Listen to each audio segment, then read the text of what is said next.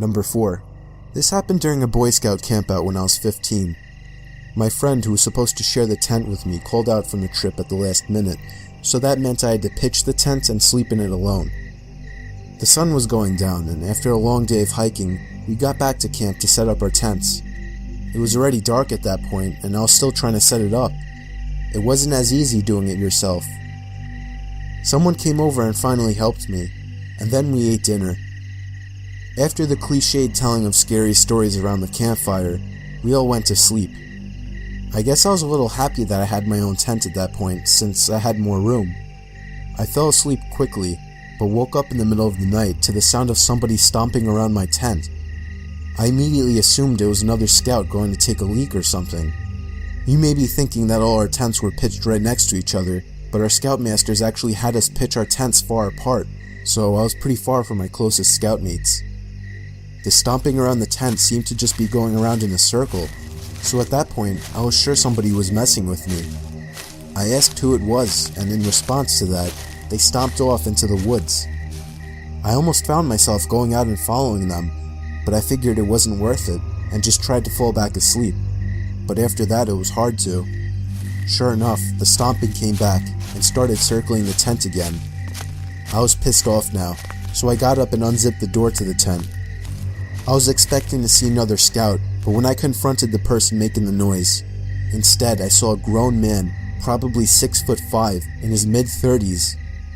My heart was racing and I couldn't even gather up the courage to scream. The man gave me a creepy smile, and then brought his finger to his lips, signaling for me to be quiet.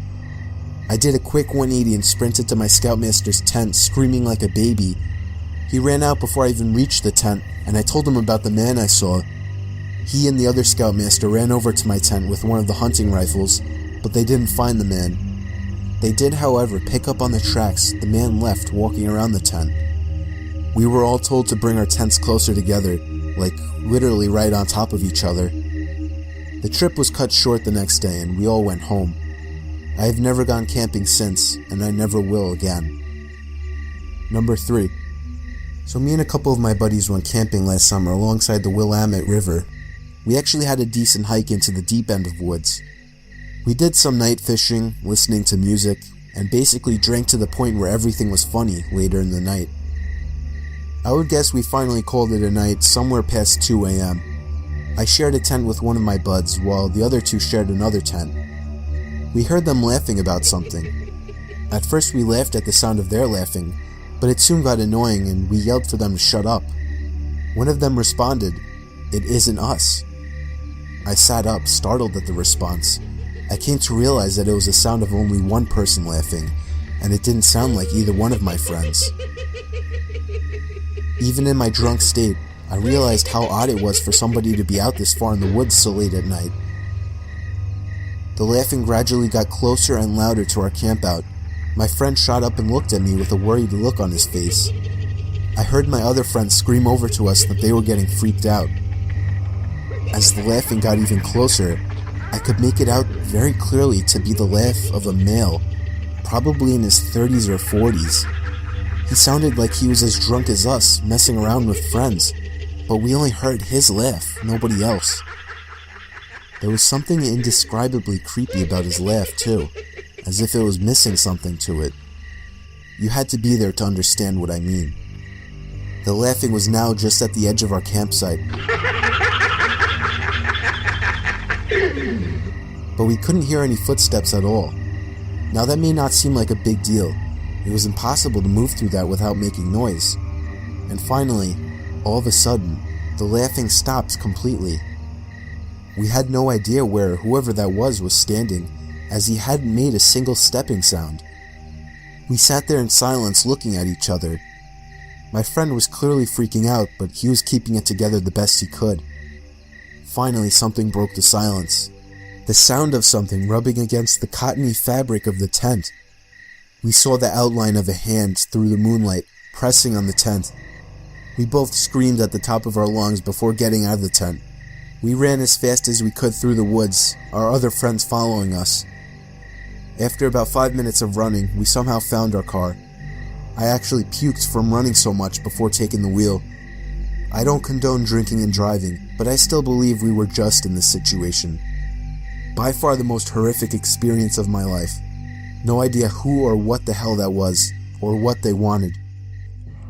Number 2. After college, I went backpacking in the Canadian wilderness for a few weeks by myself. To put this in perspective, I was in the middle of nowhere. The nearest town was a 3-hour bus ride away, and I only saw one other person, who was from a distance. He was in a canoe, during the entire 7 days. I brought a few disposable cameras with me, as this was before digital cameras were too widespread. I took a lot of pictures. When I got home, I had them developed and took a look at them. The pictures were standard nature shots, until I got about halfway through my first camera. There were 2 pictures of me asleep in my tent in my sleeping bag. I literally freaked out when I saw it, and I had a complete breakdown. To this day, I have no idea how those pictures got taken. I haven't been camping since, and I sleep with my door open and my curtains shut, and I still get the paranoid feeling that whoever took those pictures is still watching me somehow. Number 1. My boyfriend and I decided to go out to the gorge for some quality time camping. We had always gone with several other people, but this was the first time it was just us two. When we got out of our car to prep our gear for the mile hike back to the camping spot, 2 sketchy-looking dudes came out of the trailhead, eyed us, and went back onto their old-school Volkswagen camper van. I had a weird feeling, but shrugged it off and proceeded back to our camping spot.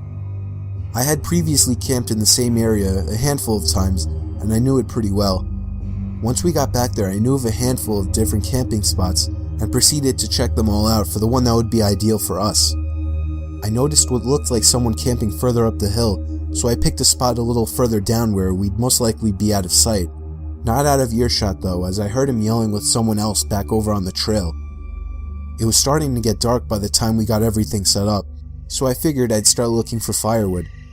Suddenly, this guy appears out of nowhere and asks us if we'd like any help, and offered to sell us a bundle of firewood for $10. I laughed because we were in the woods, thus surrounded by wood, which I could pick up off the ground for free. He then said that I wouldn't find much because they'd already cleared it out over the past few weeks. Few weeks? I asked him how long he'd been camping up there, and he said almost a month. I already had the creeps about him, and he claimed he was up there by himself.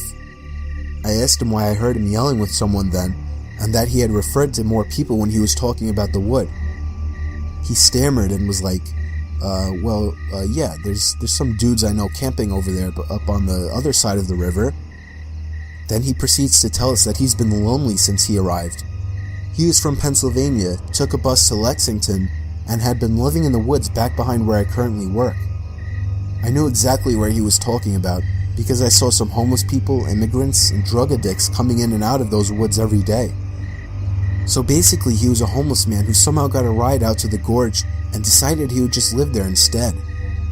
He had been living on snakes, bugs, and selling firewood for money. But he said we were the first people he'd seen in a few weeks. His stories were all over the place, and I knew he was lying about a lot of what he told us. He wasn't alone even if he claimed to be. He even took us to his camp where there were tons of stuff for several guys, not just one. He said he liked camping up top where he could see everything, and everyone. Then showed up our campsite. He had a straight shot view. By now it was dark and he helped us get a fire going.